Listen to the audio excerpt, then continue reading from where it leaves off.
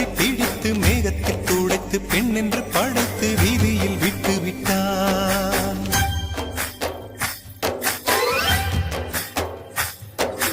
இப்படி இன்னொரு பெண்மையை படைக்க தன்னிடம் கற்பனை தீர்ந்ததை எண்ணித்தான் பிரம்மனும் மூர்ச்சையுற்றான்.